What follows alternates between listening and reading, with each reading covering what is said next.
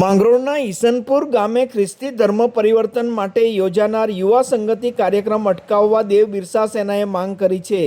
દેવ બિરસા સેનાના સુરત જિલ્લાના અધ્યક્ષ ચંપકભાઈ ચૌધરીના નેજા હેઠળ આ આવેદનપત્ર આપવામાં આવ્યું હતું। આ સમયે તેઓ દ્વારા જણાવવામાં આવ્યું છે કે ઈસનપુર ગામે તારીખ 29 ને શનિવારના રોજ આ કાર્યક્રમ યોજાનાર છે।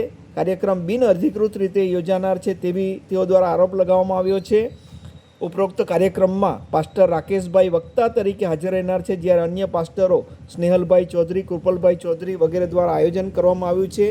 દેવ બિરસા સેના દ્વારા આ વિરોધ કરવામાં આવી રહ્યો છે અને ફરજ પરના નાયબ મામલતદાર પંકજભાઈ ચૌધરીને આવેદનપત્ર સુપ્રત કરી આ કાર્યક્રમ અટકાવવામાં આવે તેવી પ્રબળ માંગ તેઓ દ્વારા કરવામાં આવી છે। આ આવેદનપત્ર સંદર્ભમાં આગેવાનો પ્રતિક્રિયા આપી રહ્યા છે। જી, હું જગદીશભાઈ ચૌધરી, દેવ બિરસા સેના, સુરત જિલ્લો। અમે આજે આવેદનપત્ર મામલતદાર સાહેબને આપવા માટે આવ્યા હતા કે અમારી આદિવાસી સમાજની માગણી હતી કે આજે અમારા આદિવાસી વિસ્તારમાં જે ધર્માંતરણ પ્રવૃત્તિ જે ચાલી રહી છે એ સદંતર બંધ થવી જોઈએ। હમણાં માંગરોળ તાલુકાના ઈશાનપુર ગામમાં જે હમણાં ચાલે છે 29 તારીખમાં જે સેમિનાર યોજવામાં આવેલો છે, ત્યાં ખ્રિસ્તીઓને કોઈ છે જ નથી, માંડ 1-2 ઘરો છે, પણ એ ખ્રિસ્તીઓ બહારથી લાવીને સોનગઢ ઉકાઈથી લાવીને ટેમ્પા ભરીને આવે છે અને અમારા ગામોમાં ધર્માંતરણની પ્રવૃત્તિ ચાલુ કરે છે। એ સદંતર બંધ થવી જોઈએ છે। અમારી પ્રશાસન પર માગણી એવી છે કે આ ધર્માંતરણનો જે કાર્યક્રમ હોય છે સદંતર રદ કરવા જોઈએ। નહીં રદ થશે તો અમે એમનો વિરોધ કરીશું, ગામમાં જઈને બી વિરોધ કરીશું। ને હાલમાં જે પરિસ્થિતિ ઊભી થાય છે, આજુબાજુના ગામડાઓ એ લોકો કહે છે કે અમને આવી પ્રવૃત્તિ નહીં થવી જોઈએ। આદિવાસી વિસ્તારમાં આદિવાસી પોતાની પરંપરા જાળવી રાખે એના માટે અમે કાર્ય કરીએ છીએ અને ત્યાં આવો કાર્યક્રમ થશે તો ઉગ્ર વિરોધ થશે, બબાલ થશે, એના માટે જવાબદાર તંત્રની રહેશે।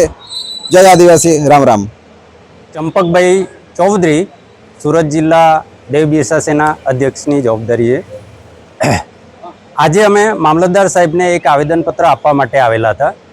હવે અમારો જે આદિવાસી વિસ્તાર છે એ બહુલ આદિવાસી વિસ્તાર છે। અહીંયા અન્ય ધર્મના લોકો રહેતા નથી, આદિવાસી રહે છે। હવે આદિવાસી વિસ્તારમાં ખૂબ જ મોટું એક ષડયંત્ર ચાલી રહ્યું છે। આદિવાસીઓને ધર્માંતરિત કરીને એમને ખ્રિસ્તીમાં લાવવા, તો આ પ્રકારના જે મોટા મોટા કાર્યક્રમો થાય છે એ કાર્યક્રમોમાં સાંકળ પ્રથા, પ્રાર્થના સભા, બહેનોનું સેમિનાર એવા જ એક કાર્યક્રમનો ભાગરૂપે ઈસનપુર ગામમાં, જે માંગરોળ તાલુકાનું ઈસનપુર કરીને ગામ છે, એ ગામમાં યુવા સંગતિ કરીને એ કાર્યક્રમ એ લોકો કરી રહેલા છે 29 તારીખે। તો ત્યાં ખ્રિસ્તીઓની સંખ્યા છે જ નથી, ખ્રિસ્તીઓ છે જ નથી, ખ્રિસ્તીઓ નથી છતાં એ લોકો આ મોટો કાર્યક્રમ કરી રહેલા છે। સામદામ દંડ ભેદથી ખ્રિસ્તી બનાવવાના પ્રયાસો ચાલી રહેલા છે।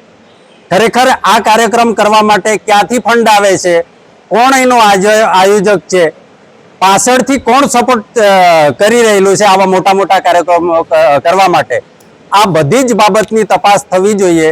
એ બાબતે અમે આજે મામલતદાર સાહેબને એક આવેદન આપેલું છે। જય આદિવાસી, રામ રામ।